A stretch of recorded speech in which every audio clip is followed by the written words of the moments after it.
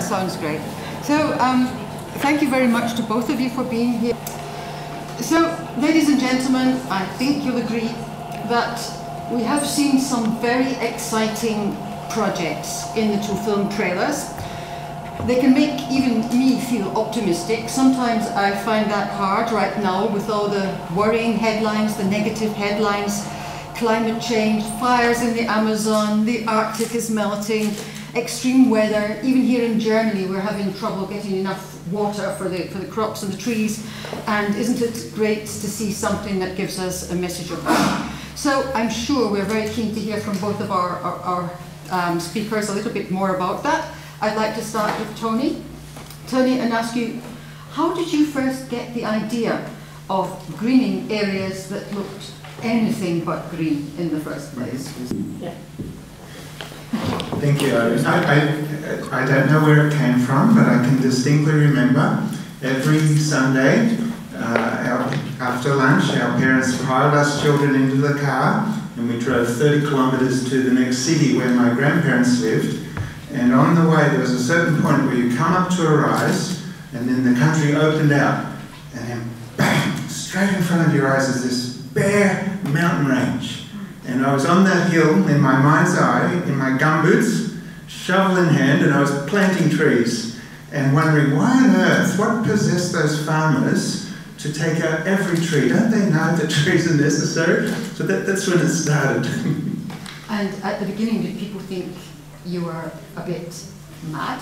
Well, in Niger, so now jumping fast forward many years. So that's from, we were in Australia first, as a child, and then to Niger. Then in Niger, when we first landed there, I was in charge of a small reforestation project, and we were encouraging communities to plant trees in windbreak formation and woodlots, because wind erosion and destruction of the crops was a very serious issue, and there was a shortage of wood. And if you can imagine, in one of the poorest countries of the world, and people desperately wanting to plant their food crops and cash crops on every inch of ground, what it must have sounded like to have this white guy say, you know, we really need to plant trees. And they actually called me the crazy white farmer. Nowadays they also call you the forest maker. That sounds like quite a tall order to live up to. Well, it's very interesting. The marketers and the media people have lots of fun at my expense. But what I like to say is actually 95% of my time is spent re-greening mindscapes. And if I can win the battle to help people understand you will have a better future and your children will have a better life if you plant trees, if you regenerate trees in this landscape, then the battle is won, because when you give nature a chance, it will actually heal itself. So I'm more a mindscape regreener than a forest maker. Okay, let's come to Wycliffe. Matika, Wycliffe, what inspired you to join the Green Belt movement and to become involved in tree planting and in greening Africa? Thank you so much. I think on behalf of the Green Belt movement, all the way from Kenya, we are really extremely honored to be here after 35 years of receiving this award. Our pleasure. And all protocol observed, we are glad to share also again what has happened after the 35 years. The inspiration and the vision of Professor Wangari Maathai is about humans and humans, the nexus of the soil, and going back to naturalness. That is where the solution lies. And the movement is simple, is simplicity. We simplify the solutions. We go back, appreciate the local knowledge as assets, as building blocks. That is why you saw in the curtain raiser the community mobilize, appreciating the community's role, appreciating the community's attitude, the community's skills, and amplifying all those in development policies and agenda. But what keeps on inspiring us is the challenge that we are facing today, the climate change and its manifestation. Thank you. Do you think that things have changed over the last 35 years? Have some things become more taken for granted than at that time? We saw in the film how it was about disobedience. There were also different attitudes towards women and their role in society. Do you think that things are different today, and is it easier for your organization to carry on its work, or is it still difficult? Thank you so much. I think the vision of the Green Belt movement was a very huge vision, and it was with one of the gifted leaders who left us. And I must confess that it was not easy after her demise, and therefore her legacy is being now immortalized in 3 different institutions. The Green Belt movement focuses on the environmental restoration component, but there is a university, Wangari Maathai University of Peace. There is also the Wangari Maathai Foundation. I must admit that yes, the challenges are there, but the tide has changed. We are seeing more allies, particularly in terms of policy, particularly in terms of constitutionalism, because she was an ardent crusader for constitution, in the rule of law, justice, equity, and fairness. We are seeing a platform where the government is getting responsive regional integration to tackle the common issues that are affecting the communities. Thank you. Tony, if you looked at how things have developed since you started out, since you first started to green, how do you think the situation has changed since then and people's attitudes? So there's been an enormous upswing in interest and support for the work that I do. And initially I was in some back corner that wasn't very well known, so rural part of Niger Republic on a borderland to the Sahara Desert. And for the first 18 years when we lived there, initially it was quite a struggle. Once we discovered that actually there's an underground forest here, we needed to convince the farmers, and that was an ongoing process for some time. Surprisingly, even though there was impact and obvious spread of reforestation, the people who you would expect to embrace it, the educated, the wealthy, the people who are interested in restoration, it took a long time to convince them. But today, with great awareness on climate change and the imperative that we must act and act quickly, and with the ability to restore vegetation at low cost, very rapidly and at scale, there's incredible interest. Even in just the last few years, there's been an enormous upswing. And I must say, the city of Bonn plays a role in that. A declaration was made here, the Bonn Challenge. Let's restore, let's work together and restore 350 million hectares of degraded land worldwide by 2030. So it's initiatives like this and the financing that comes afterwards that's totally changed the situation on restoration. How important is it to involve the community, the local people in these initiatives? Oh, extremely. So if it took people to reduce the landscape to a point where it was unable to support life on Earth, it was going to take people to reverse that situation. What are the beliefs about trees, the negative attitudes and the destructive practices that reduce the ecosystem to its knees? And if we could address those and challenge people gently, politely, but challenge them. What future do you want? And if you continue on this path, where will you end up? And then offer an alternative. And fortunately now we do have a scalable way of doing this in a way that's within reach of even the poorest farmers, then we can work with these communities and reverse the damage. Wycliffe, has it also been your experience that working from the ground up, grassroots, is the key? Thank you so much. I think communities are very central and primary in the work that we do.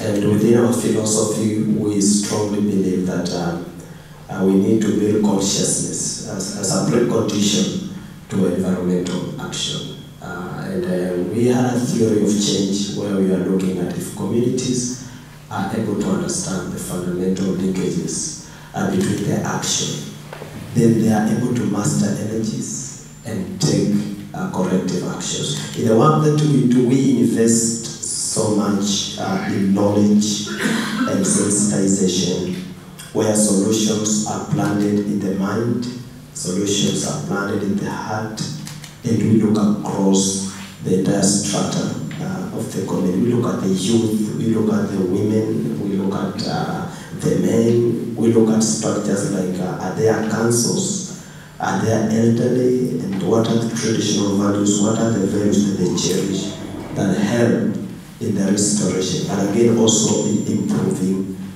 lives. So communities are cornerstone in the work that we are doing. In Kenya we have a robust network, and we call it the social fence. It's a social fence across all the key water towers. We have 5 major water towers, and Green Belt Movement has created a robust network of more than 5,000 region groups.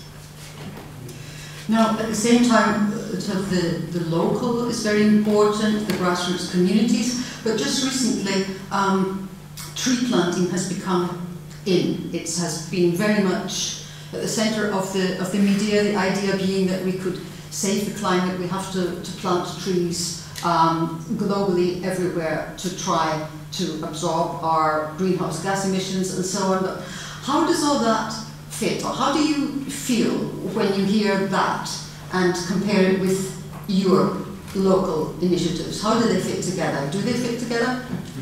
So my experience was we started in 12 villages, and then in 1984 there was a particular situation and we lifted it to 100 villages, and it worked. And in time, through sending agents across the country to teach other communities, in receiving visitors, come and spend a day with our community, learn from them, in time it reached 50% of the farmland of Niger. In 1999 we returned to Australia, I joined World Vision, and I thought, with an incremental increase in effort, we could have an exponential increase in impact. And so in 2012, we joined forces with the World Agroforestry Centre, and we had an international conference in Nairobi, and it alerted the whole of East Africa, government officials, NGOs, farmers groups, donors. They'd never heard of farmer-managed natural regeneration before, and that was the catalyst for what we're seeing now, great expansion of FMNR across a number of nations. And then we replicated that in Malawi, and then more recently in Mali. So it really is now a global movement. And so I think the two are connected. I do believe in starting small, proof of concept, but then building on what you've learned, and then pushing the boundaries. Can we take this further? Is there danger that with the global interest that big corporations, governments, large-scale entities could take over and not pay enough regard to the smallholders, the small farmers? It would be very foolish. There's certainly a danger, but almost everywhere on the world there are people who've lived in those landscapes for generations, and to ignore them and their rights, plus the contribution that they could make, would be very foolish. And in the past there were a number of regreening efforts that had a top-down approach. They come in and told people what to do. Well, when the last dollar is spent, you can be certain the last tree was planted. And for the people who had a rightful claim to that land, over time they'll more likely than not cut those trees out anyway. We must engage with the local stakeholders. Wycliffe, how would you feel about that when you hear of the global interest in planting trees in the interests of the global climate? How does that fit into your work on the ground? Thank you so much. I think and this is a common phenomenon in Africa. We are below the UN threshold of 10%, and most national jurisdictions, particularly in Kenya, in our constitutional articles, Article 69 to be particular, has emphasized the need of a 10% tree cover for every green spaces that we have, and therefore we are below. Yes, we want our aspirations looking at the global increased canopies, but even at local level, national level, we are below. In Kenya, we are doing about 2%. That's the forest and tree cover. It's below, well below. Yeah, we are acting locally in Africa, and we have set targets for ourselves. We have the Afri initiatives, Afri 100 initiatives, where the nations, and currently more than 29 nations have come together for a treaty to have 100 million hectares of the landscapes restored by 2020. And we are doing every effort to contribute to such continental, and again also they feed into the global targets. Now, you've both been here in Bonn at a workshop with many of the talented young people who are with us in the audience here this evening, organized by the Right Livelihood College. What have you got out of that workshop so far? So I'm actually very encouraged. Such bright, intelligent young people working on solutions to life and death issues for many, many people. So it's just wonderful to see young people dedicating their life to research and to finding solutions for big issues.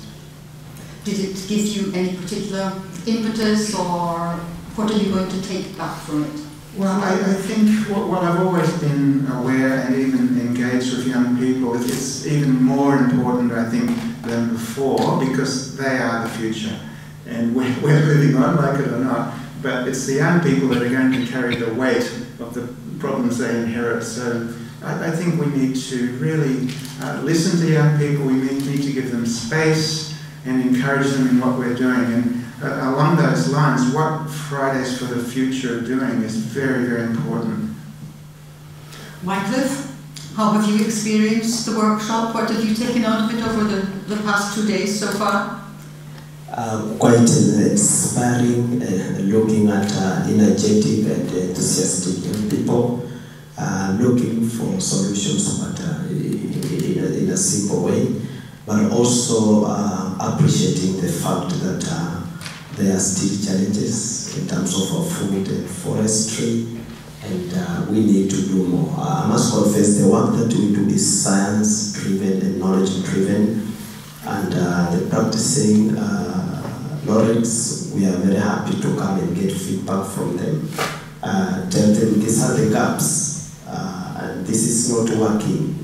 What are you doing in academia? So quite a good nexus, what is happening in the labs, what is happening in the halls of residence, in the academic halls, and what is happening spiritually from the ground. Mm-hmm. So you have a feeling that that has been coming together here over the past 2 days? Yeah, that is coming out, and today we were able to discuss different concepts and touching in different jurisdictions. But how do we involve more people? That's our key interest. How do we make sure that there's community ownership, local knowledge, indigenous knowledge, traditional knowledge in the work that we are doing? And how do we spread that message, do you think, today? Thank you so much. I think we are impressing the social media, which is quite very active, and if well harnessed, it has the potential, because when the Green Belt movement started, the media, the mainstream media, was not very active, but currently there's so much innovation, and it's easy to publicize and reach more people with these solutions. Social media, is that something which is increasingly playing a role for you too? Presumably that's also something which has changed tremendously in the years that you've been working. It certainly is. It's not something that I'm very competent at, but others, my wife, the team that I work with in World Vision, and Right Livelihoods and others certainly use that card extensively. Yeah, that's great. When you talk about farmer-managed natural regeneration, how transferable is that to other parts of the world? So it is quite amazing, really. I've had the privilege of travelling to many parts of the world, from hyper-arid areas to the foothills of the Himalayas to very humid tropical countries, and the principles stay the same. So if you have a tree species that coppices, one that sprouts after you cut it, then you can apply these principles of selection, thinning and pruning, the regrowth that comes from those tree stumps. But even in the absence of tree stumps, while on one level we're talking about managing trees, on a bigger level we're talking about managing landscapes.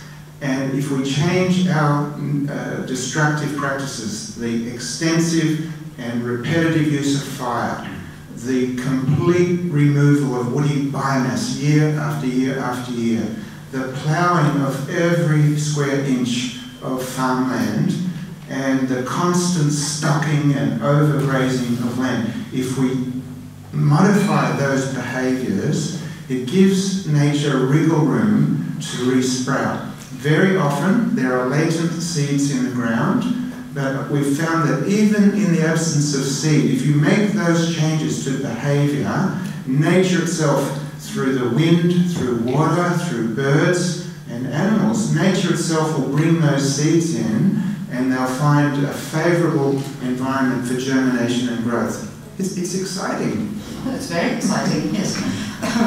Wycliffe, do you also do you see your work as being limited to Africa, or is it also something the rest of us can learn from? I think, and we have had a paradigm shift. When we started, we were talking about tree planting, and we realized we must make sure that the trees grow and survive. So we have changed in our approach. We are using a watershed-based approach, and every tree counts. Therefore, we are looking at tree growing, which is more careful, and we track that for more than 3 years. I must say now that we have had one leaders embrace tree as a symbol of commitment to so many other things. It is great for us to see African leaders, particularly the African Union, have set aside the 3rd of every March as the African Environment Day, but also Wangari Maathai Day.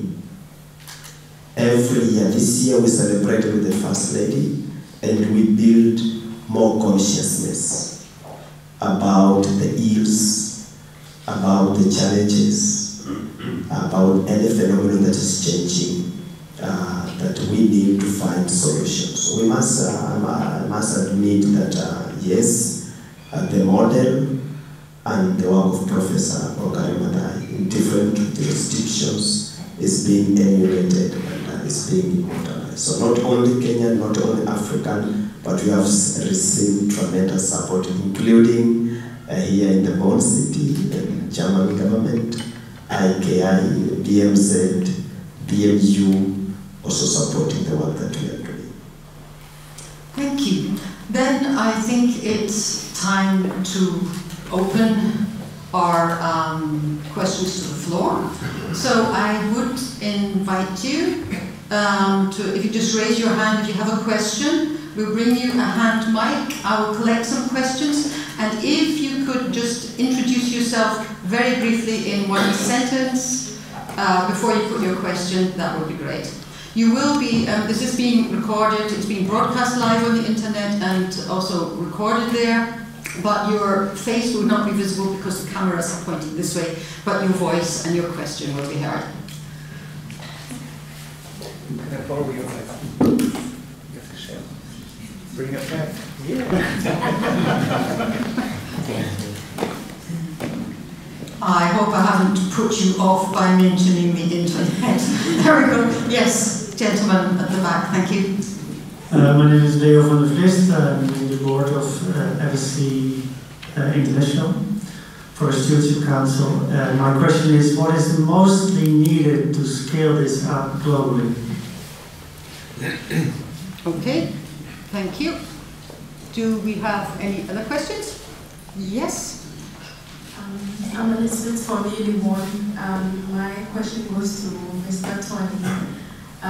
In Niger, most of their lands are deserted areas, so how is he able to water the trees since he has the reforestation areas? Is there any dam for the watering of the plant? So I just want to know the kind of. Mm-hmm. Okay. Perhaps, yeah. That's fine. We could have 2 more, okay. 2 more, that's great, yeah. Hello, my name is Dennis from work for Savings Bank Foundation for International Cooperation. And I wondered, you mentioned the issue of financing, and this is a big struggle in bringing the projects forward. Is microfinance playing a role in your project? Okay, microfinance. And let's take 1 more.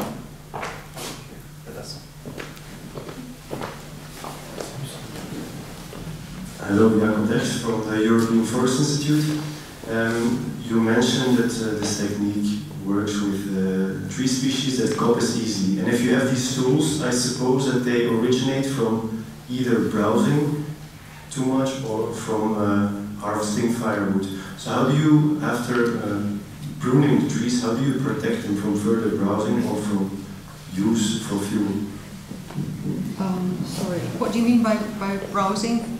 Like sheep and goats eating the bark. Okay, and, all right. Mm-hmm.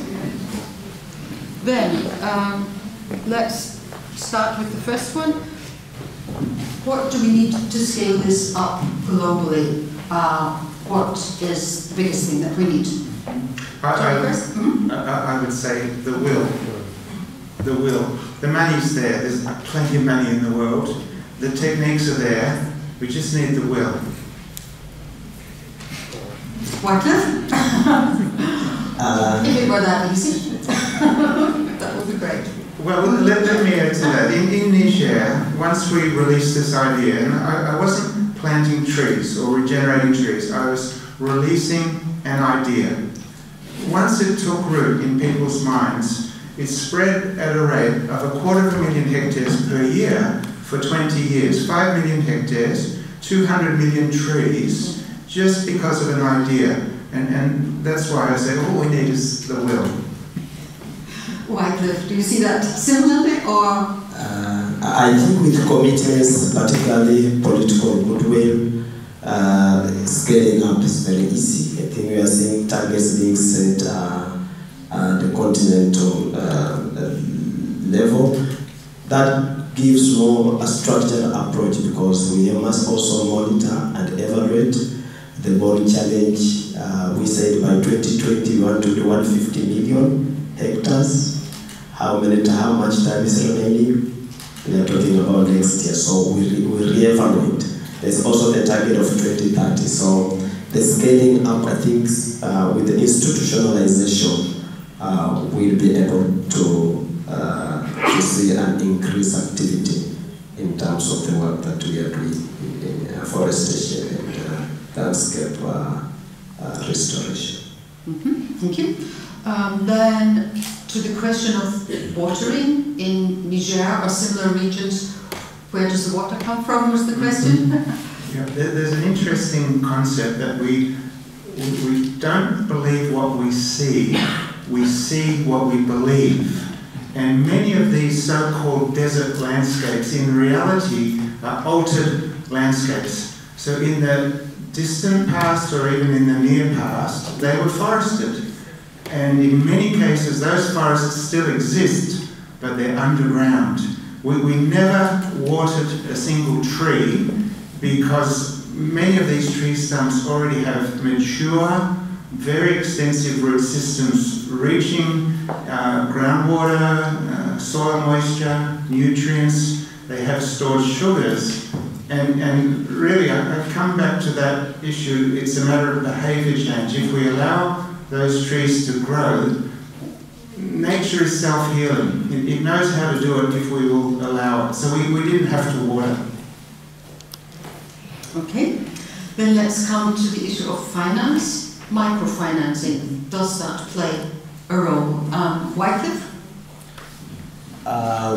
There are other interventions that we have on clean energy, because clean energy is critical in afforestation issues.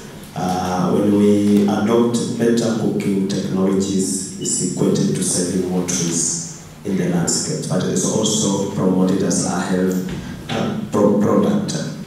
And there we are having, seeing a lot of increased activity with some finance institutions getting into the value chain, either at production level and helping other women at the grassroots through the last mile distribution receive these products. But the work of the environment is one through passion and persistence. And one of the values the Green Belt movement has been propagating is volunteerism. People are able to volunteer for the good of the environment, even for the good of the future. And we can never be able to compensate enough. So we only give a token of appreciation. And within our model, it is a self-financing, because for every benefit the women receive, the youth group receive, it is plowed back. And that makes our tree planting programs more sustainable. And therefore, yes, the seeds fund or the seed capital we receive either from other donors or from our own sources, it always plowed back to make sure that there's regeneration and continuity of the work that we do. Tony? Yes, sure. So I don't have any standalone reforestation projects. They're always complementary with water and sanitation or economic development, microloans, maybe an agricultural component, because you're dealing with people who have immediate needs, and it would be preposterous to expect them to devote their time to regenerating or planting a forest when they're hungry, or when they can't afford medicines for their children or school fees. And so these projects complement each other and work together. Okay, does that answer your question? Okay. And the last in this round was after the pruning. This was very specifically then how you are going to protect and look after those trees. I always get that question. It's question time. I never met a goat or a cow in Africa that wasn't owned by someone. And if I can assist the owner to comprehend, they will have a better life if they manage those livestock differently.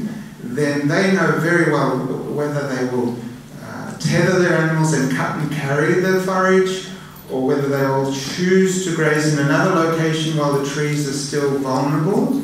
They will know what to do once they're convinced it's in their best interest. And so we talk of social fencing. I never bought a piece of wire for reforestation. It's a waste of time and money. Within 2-3 years of project closure, you'll find that wire cut and turned into, you know, the little tourist vehicles that children sell you, and the fences will get broken down. But social fencing is so much stronger. The fear of ostracism in the community because you cut that tree down or you let your goats in there is so great that it works. Okay, that's interesting, yeah. Do we have some more questions? Lady at the back and gentleman over there.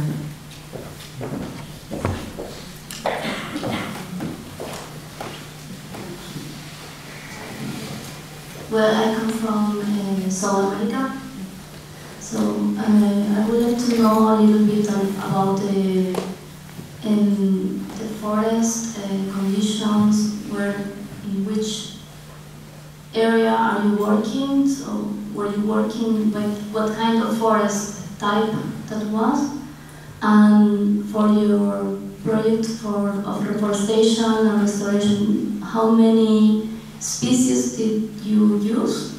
How could you know about which species are good for this place and how many to avoid monocultures or something like that? Thank you. Thank you. And there was another one over there. Thank you very much. Martin from the Institute of Food and Resource Economics, Bonn University. So I have two interventions. So firstly, I'll be building on from the last question. What species of trees are you planting, and do you take into account the usefulness of these trees and the potential of these trees after maybe 30 years? I'm speaking from the perspective of some trees which were introduced in Kenya, Ethiopia, Tanzania 30 years ago in the 80s to curb deforestation and improve on land degradation and soil erosion. And over time, these trees have become quite invasive, and it's now affecting a lot of livelihoods of the rural communities. Do you take that into account while building this theory of change? And my second question is, what is the perception of the rural communities? Are they supporting your initiative?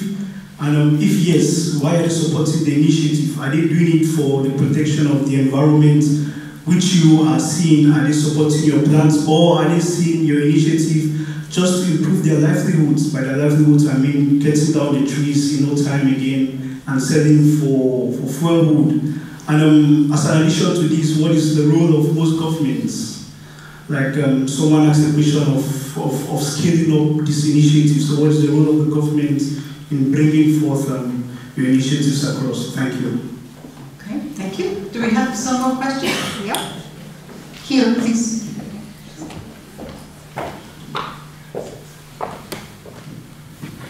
Thank you. I'm Alex Degers from the European Forest Institute. I was wondering, you mentioned that will is the most important to reforest the world. So do you believe it's possible to reforest the whole Sahara? No, it's because you created different microclimates. But on how big of a scale do you think that would be possible? Thank you. Okay, thank you. Interesting one. Yeah, and another over here. Thank you very much for your inspiring words. Lucas Eason with the European Forest Institute. I was wondering, we are working at the intersection between scientific research, applied research, and practical questions. My question to both of you would be, how has your work been perceived by researchers and scientists, and distinguishing maybe between those from the global north, maybe versus or like in the global south, and with regards to before and after your award-winning periods of time, if there are differences? Thank you. Okay, thank you. Let's take those before we go any further. Why don't we stick with the last one? How have researchers and scientists reacted? Do they react differently in the global north or the global south? And has the award of the Right Livelihood Award made any difference? Wycliffe, would you like to start?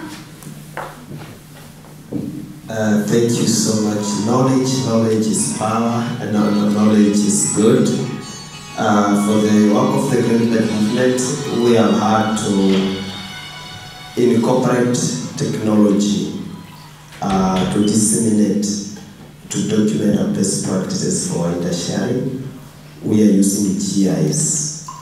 But again, we have also given an opportunity. We have an internship policy where we are collaborating with students not only from Africa, but also from Canada and other jurisdictions who are very keen to come and learn from our approach and also collect data for their work, career work, and therefore there's so much at the moment going on. I mentioned that we have Wangari Maathai University or Institute. That's also bringing in the experience, the academic nexus of the type of work that we are doing, and we form the basis for that type of research. So quite interesting from all the key factors looking at energy, water, soil, and the different cycles, including nutrient cycles. We are having a lot of interest, people wanting to see from our case studies. And we are part of a national restoration movement within the country. We have come together, brought in researchers together to form the National Restoration Secretariat. Thank you. Tony? Yeah, in my case, it's been a very interesting journey, and while there's a lot of scientific interest and research going on at the moment, it wasn't always the case. And my thought is that it's to do with assumptions. And so here's this process, it's farmer managed, and therefore perhaps it's not scientific, perhaps it's not modern, and it's not valid. It's natural regeneration, and we all know that exotic, selected and well-bred species are superior, whereas in reality, if you go back not very long ago, people's supermarket, hardware store, medical pharmacy and so on was in the forest, and so the reality is it's actually very, very useful. And thirdly, the killer is it's low cost, so it must be cheap. And these attitudes, I think, really affected willingness to research this, but that's not the case today. And there's a lot of research going on in the World Agroforestry Centre, in various national research centres, and the situation's changed. Mm-hmm. And in the rural communities themselves was another question. Is there support for these initiatives from the point of view of protecting the environment, or is it rather just a case of livelihood, basically survival, and when we have to cut the trees, we will cut the trees to survive? But as far as I can tell, I believe the initial interest and adoption was out of need, and it was definitely meeting basic needs for food and fibre and fuel with an income. Over time, it's amazing that even very poor people have this appreciation for nature, the intrinsic value of nature. And there's a quote from a lady in Senegal, a lady farmer, and she said, "Sometimes the changes that I see in my farm pushes me to just go to the farm and appreciate the trees and the environment." And if any of you know anything about third world farming, that lady's either lost her mind or there's been a transformation. The only thing that pushes people to the farm is hunger and need. But she said, no, I just go there to appreciate the trees and the environment. So I think there's been this process of change. And even, you know, anyone that sleeps on the ground, they hate snakes, and understandably. I was in northern Ghana, and they took me to their little forest. They were so proud. They had a python. And they brushed the grass away. They wanted me to show this python. Wycliffe. Did you?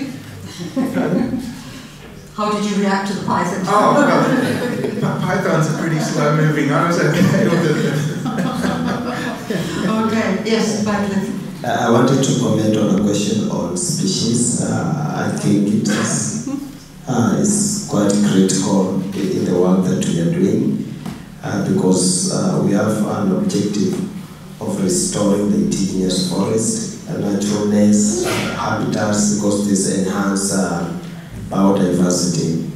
And we are very careful in our approach because we believe that in landscapes, different landscapes, we have different species adapted. And that's where they provide the environmental goods and services. So yes, we are focusing on indigenous, but again we guide the Green Belt movement has employed foresters, graduate foresters, who work with community volunteers, and they are able to guide so that the results and the work that we are doing is ecologically balanced and in the future more sustainable. So we do a lot of species matching, and we have come to appreciate that even the communities have so much knowledge on seed management and propagation and raising the planting stock. So we are careful about species selection and matching to different restoration solutions. Tom, the species. Yeah, so in the case of farmer-managed natural regeneration, you're actually regenerating the original species and vegetation. However, farmers do demand certain tree species for planting, so valuable fruit trees like mango, in some cases teak and mahogany, so they're not known to become invasive. So I believe there is a place for planting trees, but of course you need to be careful.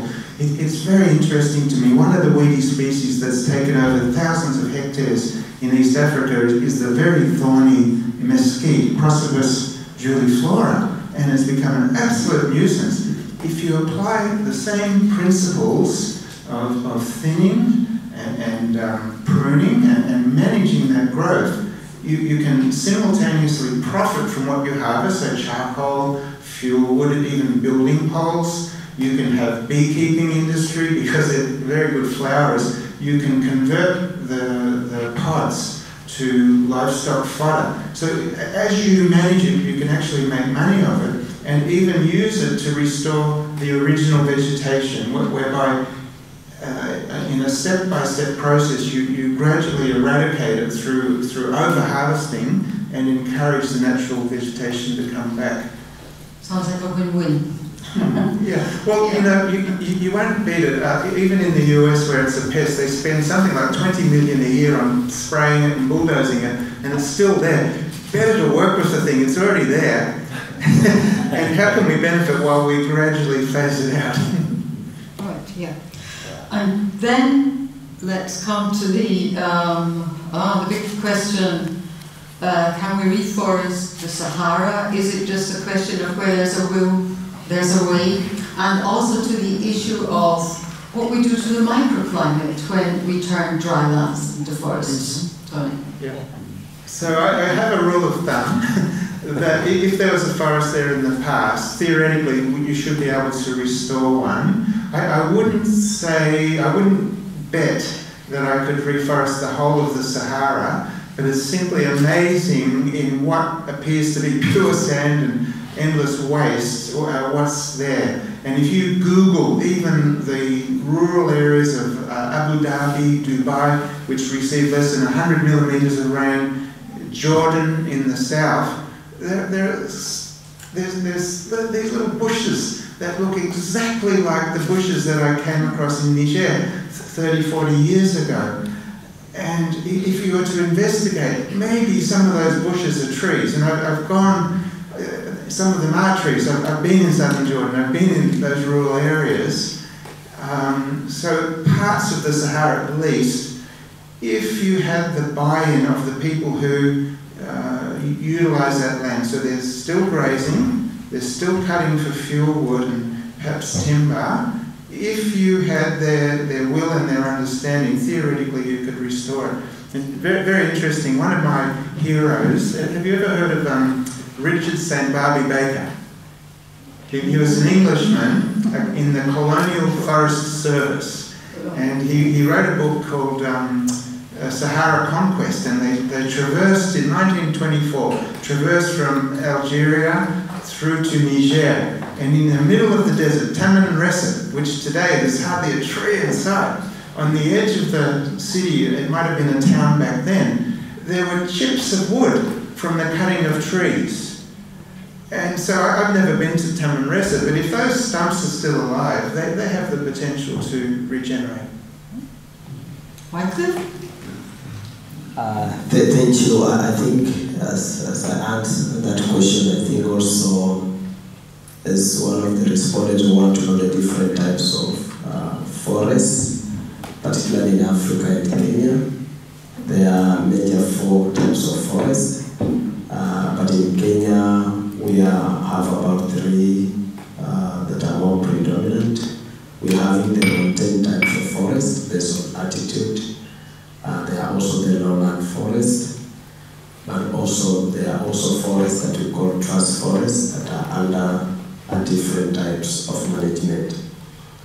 There is also a unique type of forest, the tropical forest, one that huge that stretches all the way to Congo. It's a relic that's remaining, particularly in Kenya.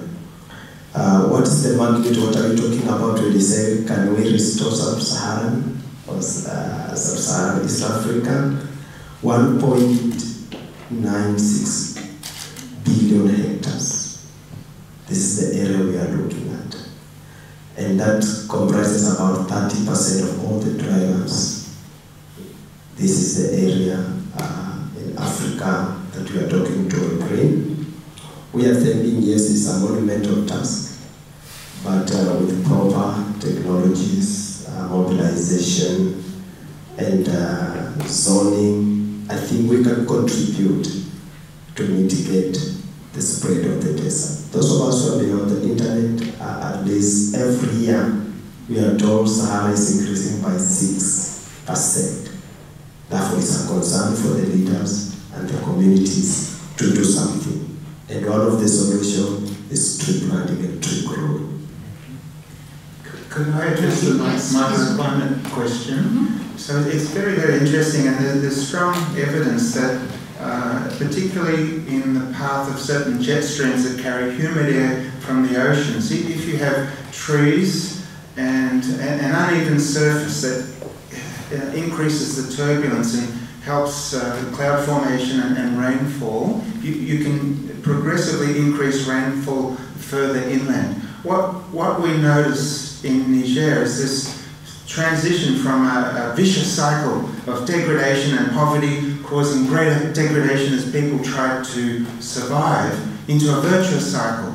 And the longer the trees have been there, I was there earlier this year with Volker, the filmmaker, it was absolutely astounding. And so the trees themselves are putting more humidity into the air, they're cutting the wind speed, and at planting time, that's important. We were getting wind speeds of 60 kilometers per hour, sandblasting and burying the crops. That's been greatly reduced now.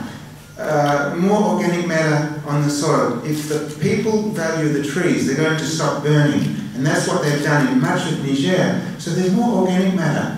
When it does rain, that rain is going to be held for longer and be more available for plants, but even for animals. And so I saw something that was very rare when I lived in Niger. There were free-range grazing chickens and guinea fowl.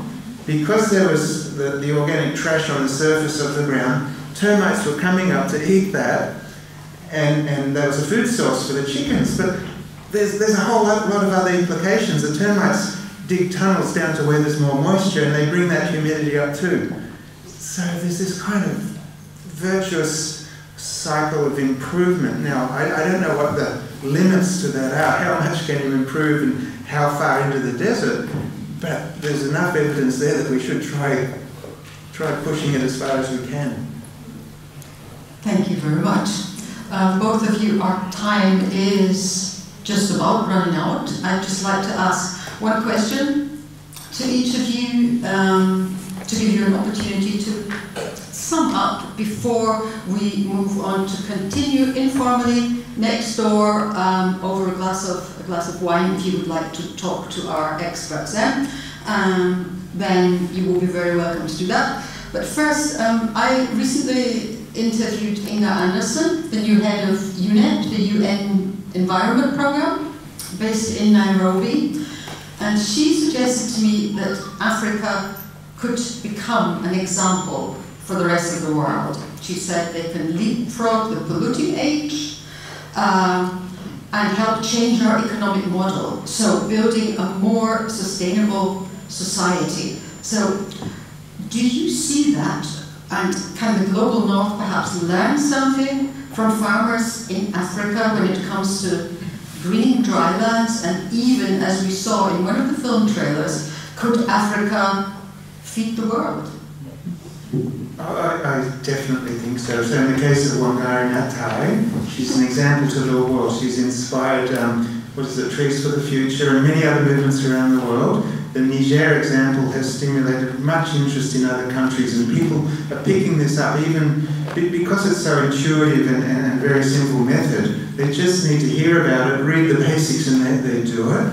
If you go to Kigali, the capital of Rwanda, it's one of the cleanest cities in the world. How on earth can a developing country ban plastic bags, in a wealthy country like Australia, only recently enacted a partial ban on some types of plastic? Africa can definitely lead the way. In terms of feeding the world, just through the restoration of that, it's 6 million hectares today, but when it was 5 million hectares, crop yields doubled. Food production increased annually each year by 500,000 tonnes, enough to feed 2.5 million people, without irrigation, without fertilisers, without improved seed. So there's still room to increase on top of what they've done, purely by working with nature instead of fighting against it. And most farming systems across Africa are still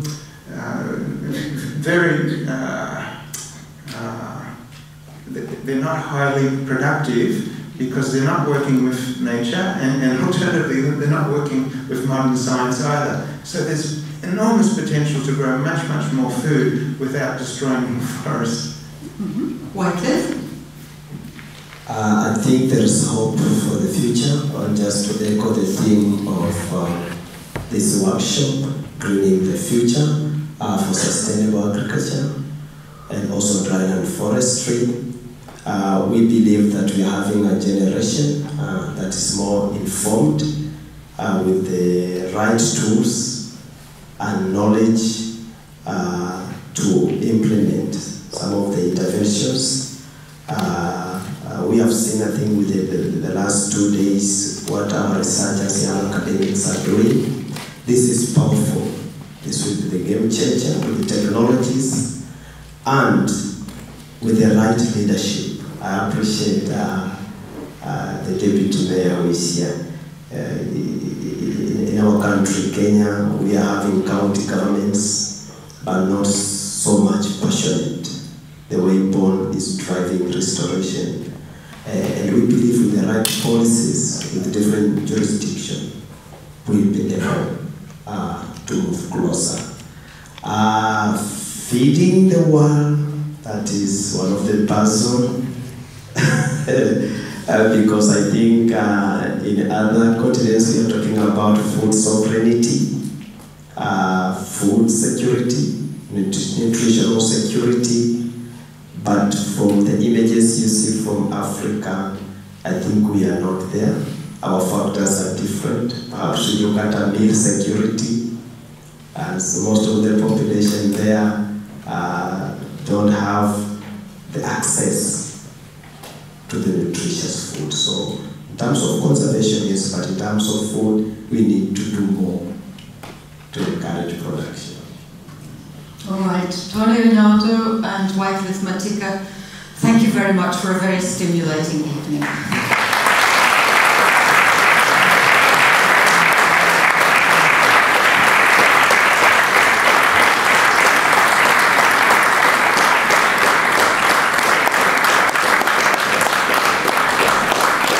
On behalf of the Right Livelihood College, I'd also like to thank the City of Bonn and the German Academic Exchange Service for their support, and I'd like to thank all of you for coming along and joining in the discussion, and invite you once again to join us over a drink and carry on the debate. Thank you very much for coming.